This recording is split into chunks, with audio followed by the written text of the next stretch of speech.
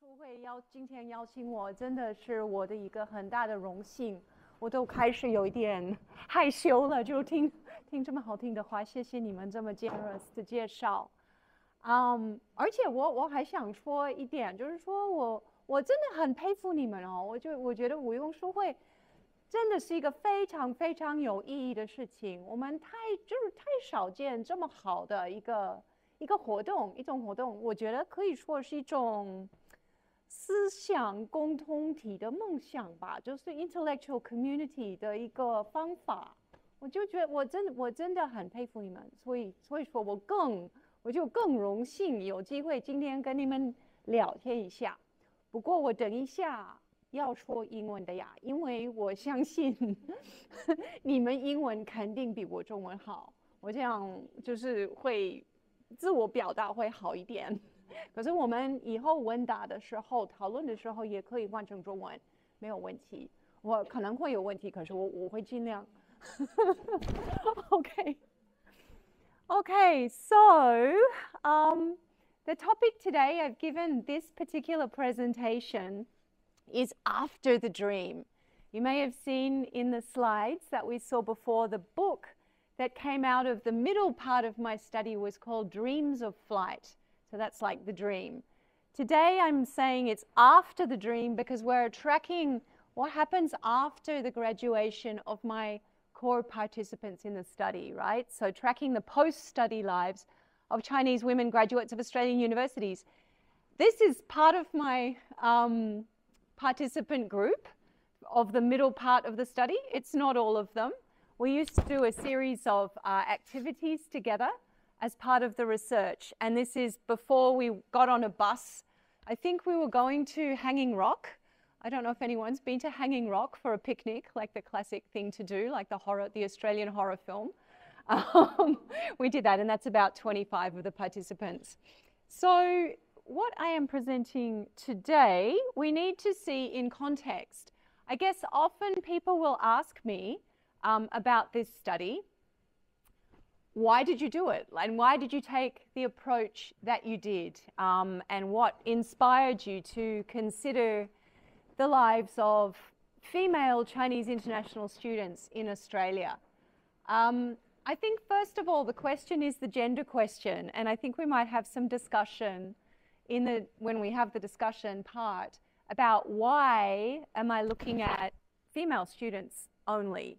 I mean, the first answer to that is, actually, I wasn't only looking at them. I was just mainly looking at them in my main participant group because I also met their boyfriends and their landlords and their fathers and some of their brothers or cousins. So it's not like there was no men in it, but mostly I was focusing on women. So why? The first thing to say is, interestingly, at the time when I was finding my participants back in 2012 to 2015, and I think it's still the case, a small majority of Chinese students studying abroad in general, including in Australia, are in fact female students. At that time in Australia, in different states, it was between 51 and 55% were women. Now, if we look at the birth generation of my participants, they were mainly born, a couple in the late 1980s, most of them during the 1990s. If we look at the gender of that generation at birth, there was about 113 male births to 100 female births, right? So that means women are not only sort of more likely than men to study abroad, but very significantly more quite significantly more likely, because we would expect to see more men than women. So then I wondered, well, okay, that's the statistics, but does it matter? Like, does gender have any impact on people's experience of studying abroad? I wondered. That was the question I was interested in. So, and at the time it was indeed a neglected perspective in terms of looking at the experience of, in particular, Chinese students in Australia, but also kind of in international students worldwide generally. And I guess what I've got on this side of the slide is, yeah, generally the number of Chinese student enrollments by education sector. We can see essentially the blue in the top one is higher education. So just for background, Obviously, the group in higher education is much bigger than the groups in VET, vocational educational training, or in schools or in non-award areas. We can also see that Chinese students, as of July 2023, are still the largest group and still are the largest group today, even though students from India are increasing quite quickly now. Also, I must say, after 2022, the numbers went back up. Not quite up to 2019 levels, which was the peak, but they're higher than that now. Okay, the other context is this post-study knowledge gap.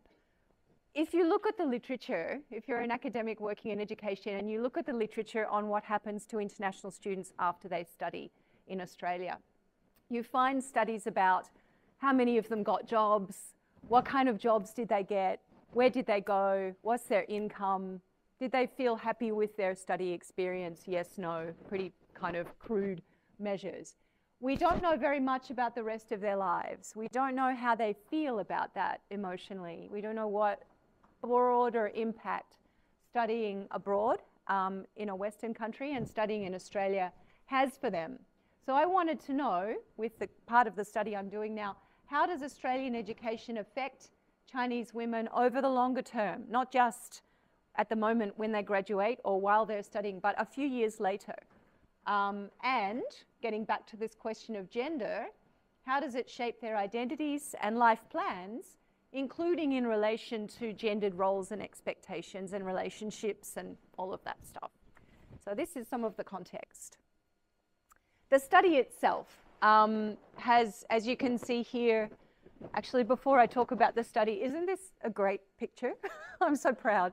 I took that during the pilot study phase. I went to the participants in the pilot study in 2012.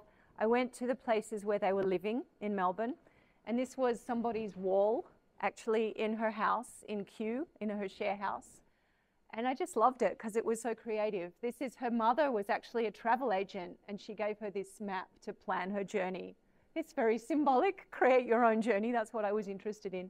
And she was collecting letters that went back and forth to China and from China with the postmarks and the stamps. It's a nice material culture, kind of almost like an art project, isn't it, I think?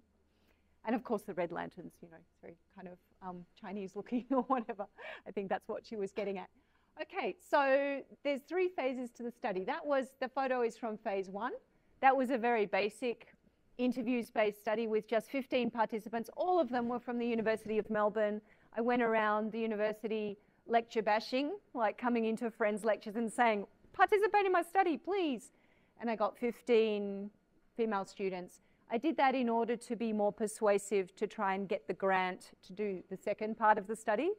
And that seemed to be somewhat effective because I then got a very generous grant from the Australian Research Council, which allowed me to do phase 2, which was the major part. It's already been published. A major ethnographic study that lasted between 2015 to 2021 with 56 participants, some of them from the pilot study. We did a whole lot of stuff together. That's why we were getting on a bus to go to Hanging Rock. I tried to create opportunities for us to hang out together and chat, and for me to do participant observation, as well as regular recorded interviews with each of those participants. And I did a digital ethnography. I was already on WeChat, but I started intensively following people there, and also they started using Instagram, Facebook. Xiaohongshu was not really a thing at that time. I don't think it was, it had started running, but we're kind of using it a bit now, although I don't really know how to use it very well. And sometimes I solicited their cultural production, like I got them to take photographs or draw a map of their lives in Melbourne, stuff like that. Now, this is the one I'm in now, we're in phase 3. So phase 2 ended, the grant money ran out. And I got a small other grant to do a much simpler method, just follow up interviews with the same participants, or 34 of them who wanted to still participate, over these years in 2 rounds, so twice with each participant, and getting that transcribed and then analysing the interviews, as well as continuing the digital ethnography. So I've been travelling back to, usually when I go to China, I'm sort of based around Shanghai because that's where I did my recruitment. So most of my participants are, well, many of them are near there. so I can see them in person. Otherwise, I see them in person in Melbourne, the ones who are in Melbourne, or else we do online interviews, which are okay because we already know each other. I think if you don't know somebody and you try and do an interview first of all online, it's not great because it's not very intimate. But if you know them, it's okay, broadly, although I'd rather do it face to face. Okay, so that's the study. And here we are doing some of the activities I was talking about. This kind of thing is in the second phase. So that one is a picnic in the Flagstaff Gardens that I organized, because this is kind of funny. My participants, when they first arrived, we went to a park somewhere, maybe in Bandura, and they discovered that, you know, those free barbecues you can use? And they're like, we can do chow mein and stuff on the barbecue. So we did in the Flagstaff Gardens, which was kind of cool, kind of fun. This one was after exams, another picnic, which they organized. And see, look, there's men, some of their classmates, not just the women. So we hung out for a day. And you can see we went to the museum, we went to Melbourne Uni, and some of them who were not attending Melbourne Uni took photos of the architecture. This kind of thing. This is us hanging out. All right, now we should really think not only about, Fran, why did you do this study, but about the broader, the much bigger social context, which is often easy to lose sight of, I guess, if we're focusing on the detail of, you know, student and graduate experience. But for me, these two contexts are really what frames the study and what makes it especially interesting to do this study at this moment in history now. And I'm drawing here on the work of many historical and social science researchers who are looking at social life in China and gendered life in China. Including, of course, researchers in China doing this mainly. So, synthesizing all of this scholarship, even before starting this study, I could see that there is maybe a contradiction between two ways that middle-class, urban, young women in the 90s generation are encouraged to understand themselves in China today. Now, I'm not saying this is completely unique to China, but I think there are socio-historical specificities to the Chinese example that make it particular to some degree. So on the one hand, I'm sure you're all kind of intimately familiar with this to different degrees from lived experience, but I hope it sounds familiar. On the one hand, we have what I'm calling the call of post-socialist market subjects. I don't mean socialism is over. I mean it's the reforms era. Okay, after 1978, we have the market reforms, the end of assured employment, and so on. The state in China pulls back from some areas of social service, such as like the child care that was associated with the Danwei system and some forms of elderly care and so on. And the ideal of 靠自己 becomes really culturally central in this time, particularly like from like the 90s and 2000s, right? The ideal, the sociologists tell us, is that each person should be a competitive, self-advancing individual in the market society. This is before the current economic problems, right? It's the time of 下海, the time of striving to get ahead, right? And the ideal of the self-governing, rational choice-making, independent, competitive individual comes to the fore. I'm sure you would recognize it from like the rhetoric of advertising, even the rhetoric of the state, commercial culture. This kind of ideal is fairly familiar. And it appeals to urban middle-class women, especially in the only child generations, just as much as to men. So young women who have enough money at home and, you know, are living in cities are encouraged to study hard, to envisage themselves having a career, to compete with others in the market society.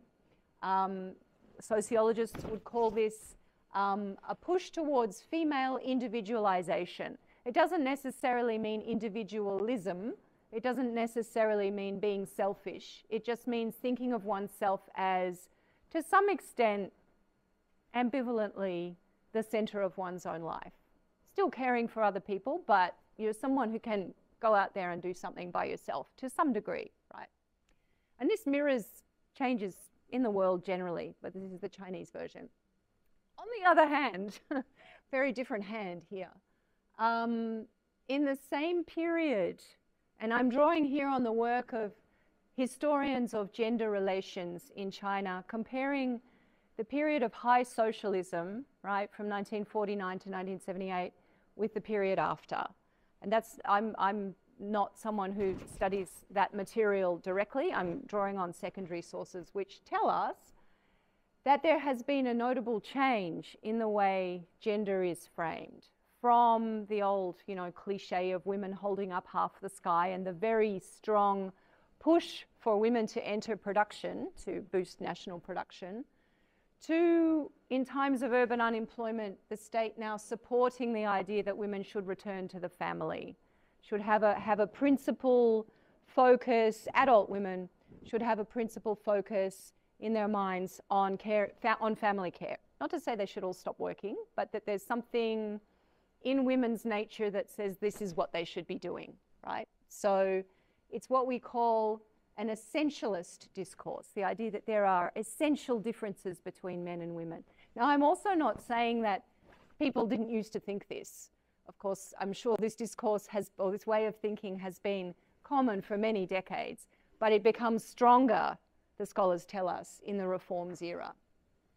There's a kind of winding back of that gender equality ideal, and there's a very strong standardization of the script of children and marriage should happen for women before the age of 30. I mean, I'm sure if I asked you in a casual way, what's the marriage deadline for women? You could tell me, right? It's kind of 27 to 30. Normatively, it doesn't mean everybody follows that, but there is a pressure to do that.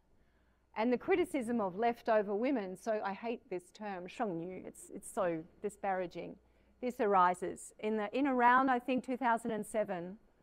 And first of all, the term is used, as far as I understand, first in public discourse by who? By Fulian, right? The state, All China State Women's Federation, which is an incredible turnaround for them to have such a, like, retrograde, conservative construction of gender relations like that. In the same time, if we look at the figures, there's a growing gender wage gap. Married women are less employed than they used to be. They're still very employed in China, but less than they used to be. And gender discrimination by employers, particularly in the private sector, is quite rampant. So I'm sure you can see the contradiction between these two things, right? So there is a contradiction, particularly for women as they navigate their 20s, because you go from, and so many of my participants told me this, you go from feeling like, I'm supposed to study, I'm supposed to get a good job, I'm supposed to be self-reliant. Oh, I'm supposed to get married and have a baby like now, or 2 or 3 babies, right, with the new birth policy. So it's a significant contradiction. And I just wondered what would happen to the way people navigate that contradiction if they go overseas, right? I mean, at exactly that time, how's that going to affect that? I can tell you the answer right now. This is just summarizing the work today. This book will tell you, you don't need to read it, you can just read this slide, that overseas study, in the view of my participants themselves, is seen to be strengthening their attachment to that ideal of the mobile market subject, the first one, the self-reliant, self-animating, some would say neoliberal style form of subjectivity. And it weakens their attachment to that neo-traditionalist view of, oh, it's all about family focus and that should be at the top. That's what they thought when I asked them, how do you think studying abroad has affected how you see gender relations? One after another, they gave me an answer like this without not in those words, but without me prompting them. So it was quite a strong finding. But what I'm really interested in today is what happens next? Can the graduates realize the hopes they had at the time of the end of phase 2 of my study for ongoing professional mobility? Because they were hoping to, not every single person, but many of them were hoping to be continuingly mobile for their careers. like transnationally or within China or whatever. Are they still resistant to settling down? Because they were quite resistant. At the time of graduation, they were sort of saying, don't want to settle down. It's too early. How do they then understand the tension between stability, the stability of family, the stability of settling down in place, and flexibility, the ability to move as the market dictates, the job market? How do they understand that tension in the next stage of their adult lives? So that's what I'm interested in today. And before I change the slide, these pictures, by the way, the one here and the one on the cover of the book, are taken by one of my participants. She's an amazing photographer, and I commissioned it. I said, can you, I'm going to call the book Dreams of Flight. Can you somehow take a picture that's like something to do with flying, maybe you do it in an airport, and something to do with dreaming? And she's like, leave it with me. And she gave me these beautiful images. They're so great. She's back in China now, not working as a photographer, unfortunately, but I hope she gets back to it. She's very talented. Okay, so some kind of numbers. This is slightly out of date because I did it in October last year and things have changed, but you get the general picture. There are 34 participants in phase 3. As I said, at that time there were 17 in China. There's now 16 in China and 16 in Australia. One of them has moved since then, I think. I think it's one. There are two, one in the UK, one in New Zealand. Their average age now is 31. And you can extrapolate the youngest and eldest ages, 27 and 39. I think maybe there are now 10 married and 1 divorced. So in other words, most of them are not married yet, even though their average age is 31, which is interesting. Although there's a subsection that are married and have children and so on. So I guess one of the things I'm particularly interested in thinking through with you today is around this question of settling down or 安定下来. Like it kept, because when I do my interviews, they are semi-structured, right? So I do have a list of questions, but it's not, I don't present them kind of like a machine, just always ask exactly the same thing for every participant. I stick to a topic, but I let them tell me what's important to them. And they're very open-ended questions like, what have you been doing since last time I saw you? How are you feeling about your life, right? So they give stories and like loose answers, not yes, no, or numerical answers. So out of that kind of loosely unstructured discussion, this concept kept coming up. The concept of anding or wending, both of them, kept coming up in different ways. And what I'm going to talk about over the next few slides with the aid of some quotations from participants is around the way that concept somehow crystallizes all of the things on the screen there. Like it's a question about geography. Where will you settle geographically, or will you just keep moving? It's a question about money, right? Like, do you have a stable career? Do you have a stable income? Are you economically independent? It's a question about freedom versus constraint, right? Like, do you want to be, does freedom feel like moving constantly, or does freedom feel like being settled? Maybe that's actually more free for some people. There's anxiety often about, well, should I settle down or not settle down? How can I do it? How can I avoid it? It's obviously a question about family as much as geography. Settling down, both in English and in Chinese, kind of means settling down into a stable relationship as much as a place, often, the concept of anding. It's questions about independence, work, gender, security, time. All of these things seem to come together in this concept. And these kinds of questions that I've got on the other half of the slide just kept on coming out of what people were saying, and differently for different people. Like, I remember the first time I became aware of this as a theme was one of my participants who she's the one in New Zealand, although I don't want to de-anonymize her too much. She was thinking about getting married, and she was saying, I think it's time for me to settle down. She said it very clearly, and it really struck me. I thought, well, she's somebody who really knows what she wants to do. She's always so clear. And she did do that, and they're very happy. It's great. But then I started thinking about the concept, and then I would raise it in discussions with other people, and they were very ambivalent. They didn't know, as a whole group, was it time to settle down, like that participant said? Some of them didn't know, are they settled now or not? Like, can't tell. What's the definition? Whether they wanted to settle down was unclear. Should they want to settle down, or is settling down somehow like giving something up, which is more like what they thought at the end of their studies, like, no, it's too soon. Can you even settle down in these times of uncertainty? If you can, how will you know? Like, what are the markers of being settled? And is it maybe for some people a state of mind? And increasingly, I think, particularly in the second round of interviews, which I'm now doing, that final concept there keeps coming up. It's like, oh, it's not something, I could be still moving, but if I feel settled, then I'm settled down. Or I could be unmarried, but if I feel calm and unanxious, then that's settling down. So sometimes there's a psychological definition almost as well. So I thought it was interesting, and I wanted to analyze it a bit more. So I'm going to propose that this concept of settling brings together, or at least the three things I want to bring out are a sense of time, like life course, a sense of space, like where are you going to settle, and a sense of emotion, because if we say something is unsettling, it's like anxiety producing, right? Or it's kind of makes you feel unsettled. So it's, the term has all three of those meanings.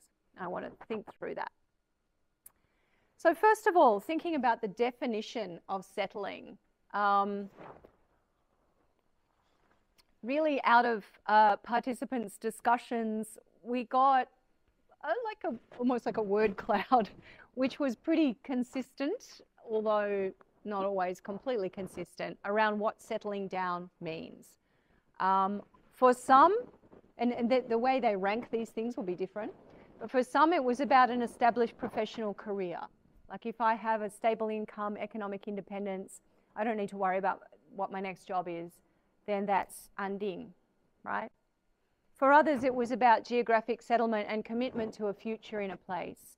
I remember one participant saying, well, if my boyfriend could just decide that we're going to definitely stay in Melbourne and then we can make some kind of emotional commitment to this place, then that will be settlement. But she was a bit frustrated because she didn't know whether he would do that, and she wanted to.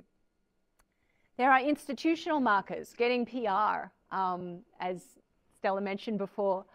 In China, getting 户口, 落户 in a good city, right, would indicate settlement. It's interesting, like the parallel of those two things, PR and a first-tier city 户口 is kind of similar in a way. Property purchase in either case, so it's to do with real estate and geography. A mental state, like I said, end to anxiety. Establishing one's own family, that's probably that's the common sense one, right? Say 安定下来, it kind of means 结婚生子. Maybe to people's parents, they assume that generation would assume that's the meaning, and some of this generation thinks that too. Or on the other hand, other people would say, no, it's about independence. I'm feeling that marriage is very risky. Actually, that's another theme that I won't talk about too much today, but I have noticed that those who are unmarried in China, the ones who went back, are very aware of the risks of marriage, like whether that's like property risk, like losing money, or risks, I mean, like if you get divorced, with the law the way it is, or risks of just emotional risks, all kinds of risks. So feeling like it's safer to maintain independence or to be independent before marriage economically. Okay, so those are definitions. Some would see the concept of settlement as restrictive, right? As something it's a negative reading of being settled. So Nyonyo is one example of this, and I have got the quotes in both languages for you, so there's it's much better to look at the original Chinese, I think, than my translations.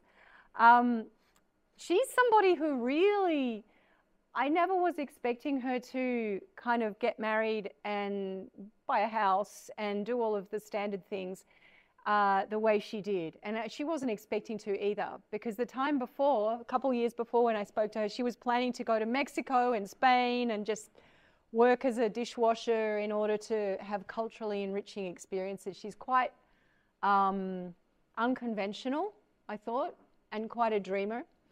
But as it turned out, she got married to another migrant guy here and settled down. So she says, yeah, I kind of feel more settled. But then she goes on to say, unsurprisingly, because it's not so easy, she's got quite a good job now in Melbourne. She wants to climb up the ladder. Before, I felt happy to travel around, but now I feel very restricted. You can't have that kind of plan at all. So being married, having the job, being settled, on the one hand, it's good, but on the other hand, it's obviously restrictive for Niu. Now, this is Yue Ming. If anyone has read the book, you would know that Yue Ming is the Daigou queen of the group. She's a very charismatic young woman from Zhejiang province, a small, she originally from a small city in Zhejiang. And she's very, very, very good at doing parallel trading. And she's very fun.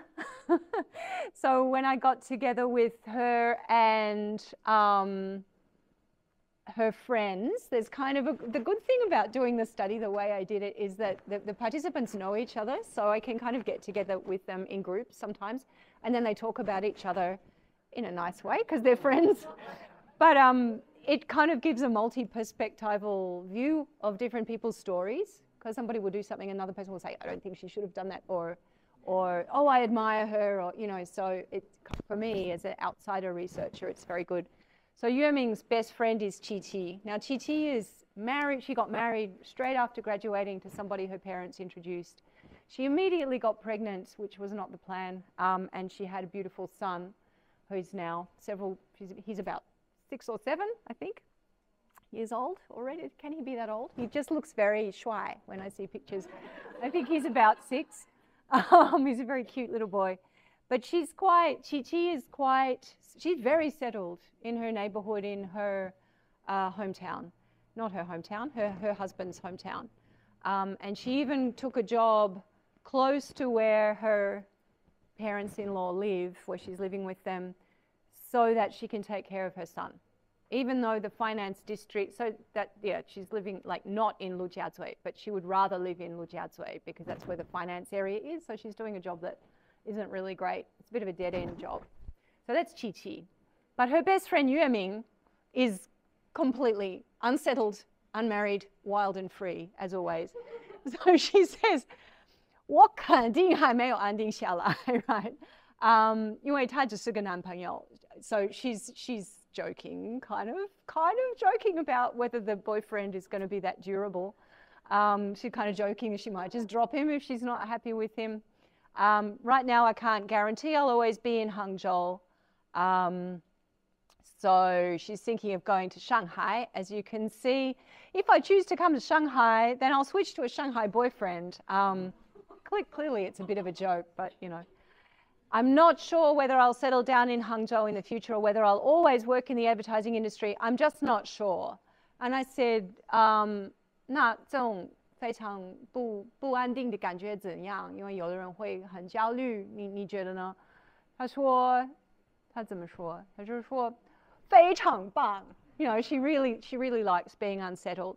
And then she goes on to complain about Qi Qi, right? 我有点嫌弃她，就是 you know, she wants to go to Changsha or somewhere for the weekend, and Qi Qi says no. She's like, well, it's just a weekend, it's just 2 days, why can't you come? And then Qi Qi can't do it because she's looking after her son. And Qi Qi defended herself and said, well, when he's bigger, I'll go out with you again. Right? So in a way, they're just teasing each other and we're having a nice dinner and having fun. But in another way, they are showcasing 2 different situations in relation to settlement and 2 different valuations of settlement. Like Yue Ming is very much seeing unsettlement as freedom. That's how she's framing it. But there's a lot of ambivalence, right, as well. So far I said there's a negative view of settling, I guess, from the last two, but there's also ambivalence. This one is from Yuan, and she gave me permission to use her WeChat post there. And I just think she's somebody who's very poetic, and she's got quite a poetic encapsulation of how she's feeling. This is the emotional unsettled, right? This is the kind of the unsureness, and it's to do not only with place but with time and life course, as you can see. Fallen into confused thoughts. It must be an anxiety unique to this age, wandering between seeking freedom and envying stability. Can't catch time, yet temporarily imprisoned by one's age. Can only take the solitude of 20, the simplicity of 22, the abandon of 25, and keep exploring forward. So it's like she's making it up. She's making up her own life. It's like there's not a map. I mean, there is, but she feels like she's fallen short of the guideline. So she just has to make it up herself. And obviously it's a bit like ambivalent. She's not sure if it's good or bad. And similarly with me, at the time she said this, she was 34. She says there's no way people can settle down because we're always immersed in this river of life. As long as your eyes are open, you're not settled. So, significant ambivalence here. And I think the ambivalent experiences around being unsettled are a number of them. And I'm going to focus, I think, just on a few of these. The loss of clear goals is one. The idea that after you graduate, just like Stella was saying, what next? Like I've got this, I wanted to get, say, PR, I wanted to get a degree, wanted to meet all these goals. I got them, so now what's next, right? So the loss of clear goals. There's a theme of reevaluating the choices of one's married peers. This is among unmarried participants who look at their cousins, their female cousins, particularly back in China. And originally they always said, I don't want to be like her, I don't want to be like her. She's so stuck in the hometown and made that kind of choice. And now looking back and saying, but maybe she's happier than I am, right? So that kind of reevaluation. And mobility leading to a loss of social connections is another one. And there's some other themes here, but I don't have time to look at all of them. So let's look at those three. All right, so in this little chunk, I want to introduce two participants to you briefly because they've got some things in common. I call them, these are all not their real names, of course. I call them Yixin and Xingxing. So Yixin is 32, Xingxing is 34. They're both unmarried and not with a boyfriend at the last time I talked to them. They've worked in a series of different jobs, both of them. So Yixin worked in advertising. In 2024, she was running a startup business connected with organic farming. She's actually not doing that anymore. She's moved on to the next thing. She actually moved to Dali in Yunnan, and she's trying to make a go of it there by cooperating with some alternative lifestyle communities. But when this part I'm talking about, she was still trying to run her business and feeling very uncertain and precarious. Xingxing has worked in a whole series of different education-related roles, including admin for universities, including like as a personal trainer, various lots of different jobs. And she was hoping to retrain as a psychologist. They're both moving. So Yixin is the part I'm talking about. She was living between Shenzhen and Kunshan, whereas her hometown is a small city in Guangdong. So but literally living, like every week or two, she would get on the high-speed rail, the Gaotie, and go back between Shenzhen and Kunshan. So I spoke to her in Kunshan in 2024. Xingxing had just moved back to Melbourne from Hobart, and she's also far from her home city. They were both exploring like alternative spirituality as well, interestingly. So New Age stuff for Yixin in Bali, in Indonesia, and also in Dali, in China. And Xingxing has joined a transnational alternative meditation group, interestingly. So they have some things in common. They don't know each other particularly. They've met, but they're not like friends or anything, I don't think. So here's a quote from Xingxing. She's very like sure that she's not settled. She's probably the participant, or both of these actually, are the participants who are the most sure that they're not settled and unable to really imagine settling, right? So if you look at the quote here, you'll see what I mean, you know.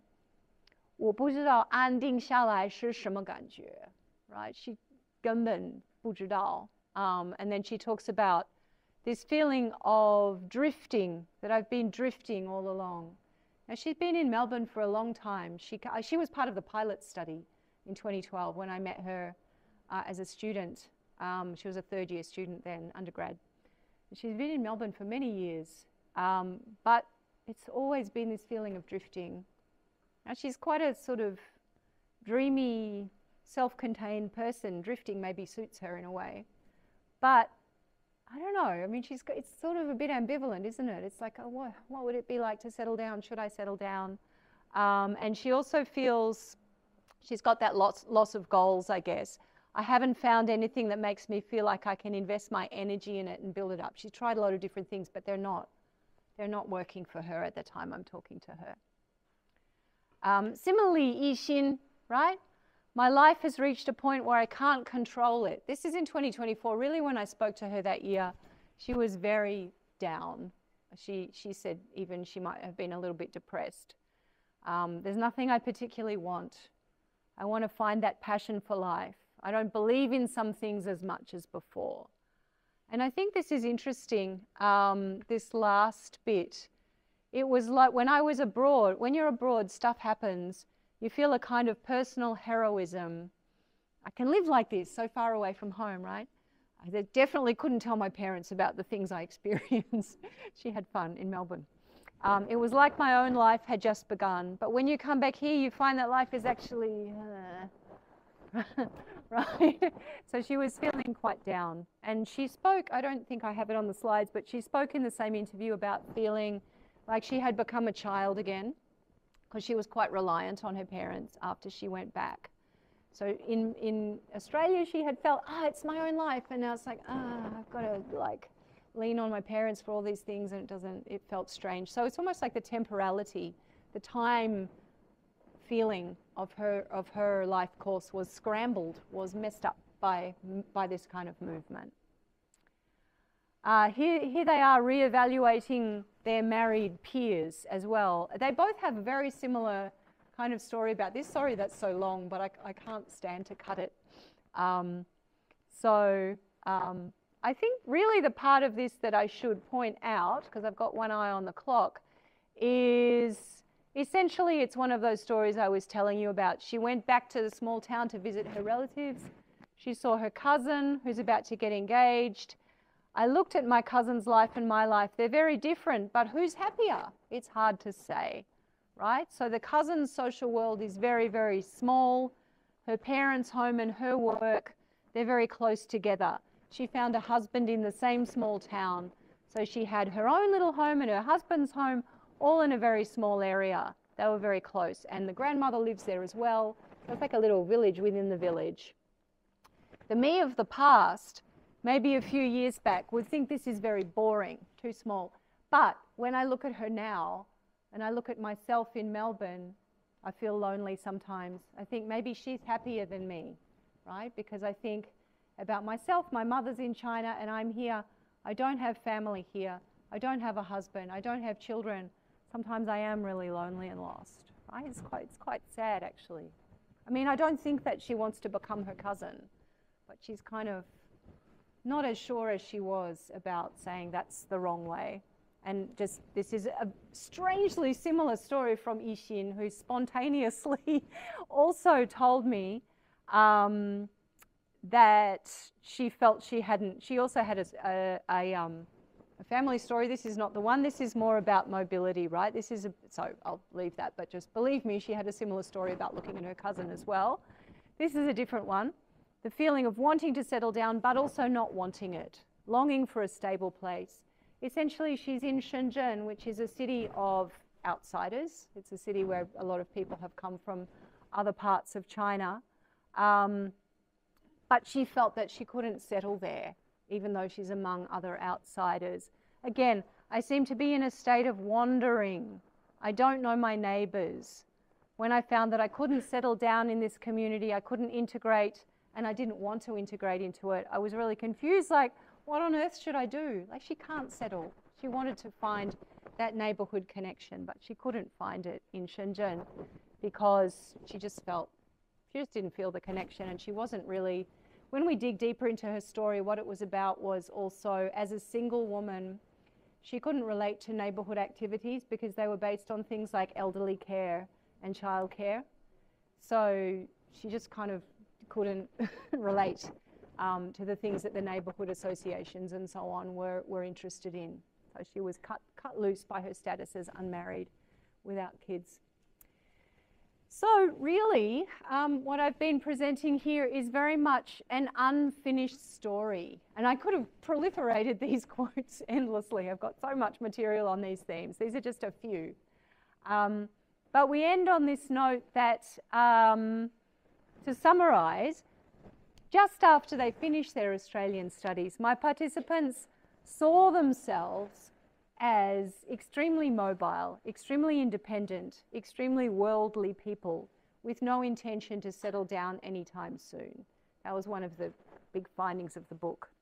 Several years later, though, the question of settling has become kind of more urgent, more complicated, and more emotionally laden for them at the age where they are at now, at 30, 31. They're torn between stability and settlement versus flexibility and mobility. You know how, I mean, the job market, the whole of global capitalism really wants us to be flexible, wants us to be mobile. So they hear that, but then again, maybe they want to settle as well. So in that sense, their situation probably partly mirrors that of other young people in today's age of uncertainty. And I'm really looking forward to discussing this with Eric. We were discussing it before, about to what extent is this, would we also see this in other youth, right, worldwide? I suspect we would. But there are some contextually specific aspects to the case of young women from China, as I hope you've seen. All right, so yeah, what is that specificity? It's this one.